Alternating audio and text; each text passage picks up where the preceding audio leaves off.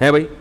اگر آپ کہتے ہیں کہ کسی کے گھر میں 2 لڑکے ہو گئے تو اب لڑکی نہیں آنی چاہیے کیونکہ وہ تیسری ہو جائے گی, تو سوال پیدا ہوتا ہے کیا یہ نیچر کے خلاف نہیں ہے کہ ایک آدمی کو آپ بیٹی کی نعمت سے محروم کر رہے ہو؟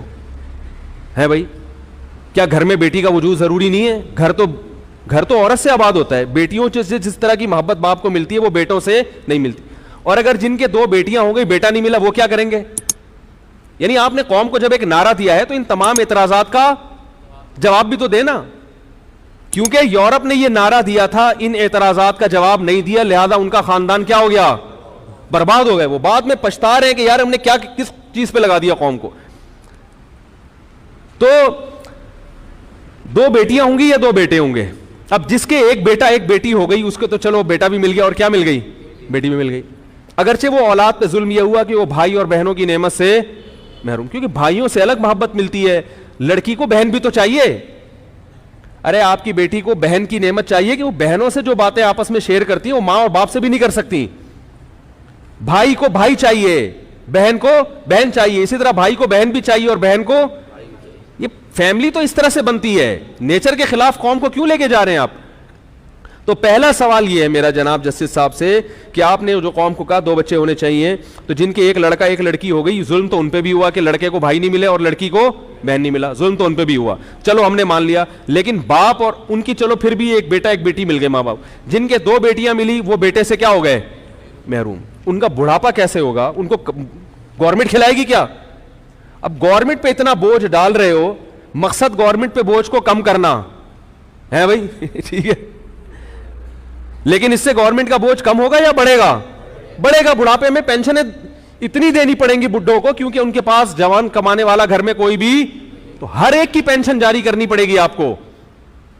ابھی تو مخصوص قسم کے لوگوں کی پھر رکشے والے کو بھی پینشن دینی پڑے گی, جمعدار کو بھی پینشن دینی پڑے گی, ٹیکسیاں چلا رہے ان کو بھی پینشن دینی پڑے گی, کیونکہ گھر میں بیٹا کمانے کے لیے نہیں ہے. اس کا جواب چیف جسٹس کے پاس بولو بھائی نہیں ہے. اگر ہے تو مجھے بتائیں وہ.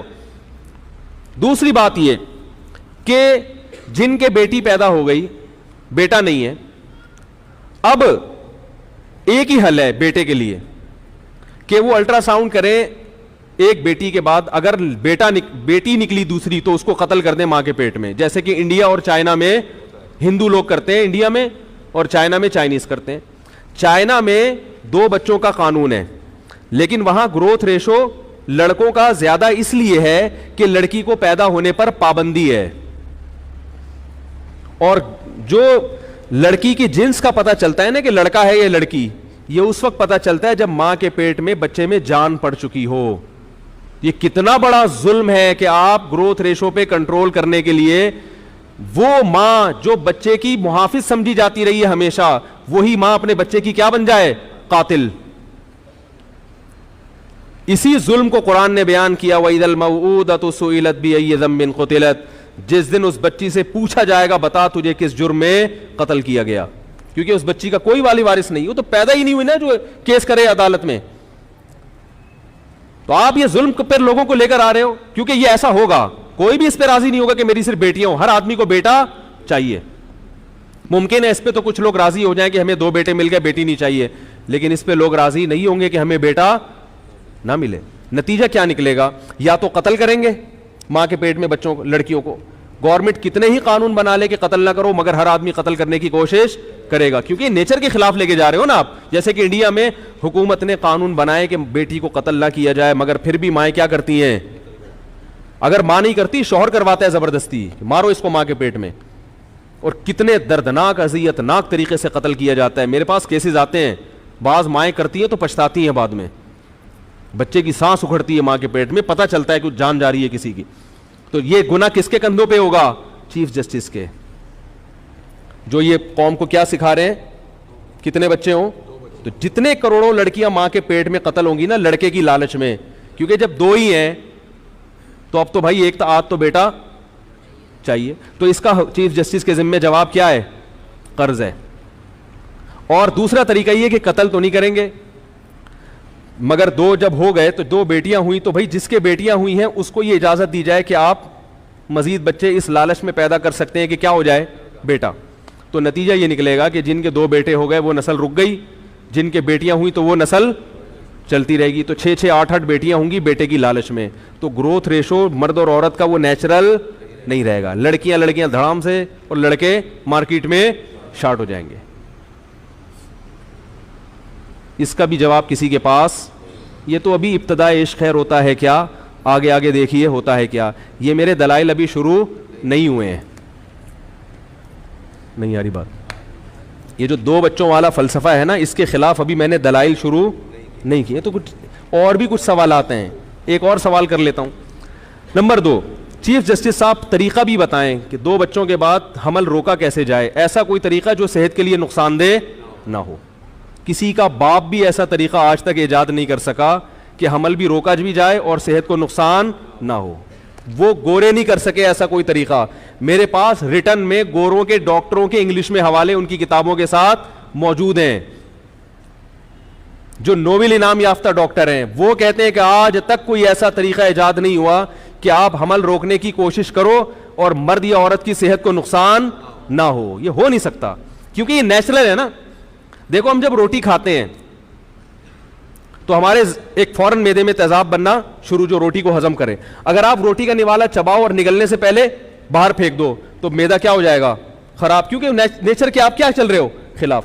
اسی طرح اگر آپ نگل لو, یعنی اگلا اسٹیپ کیا ہے, روٹی کو چبانے کے بعد نگلنا.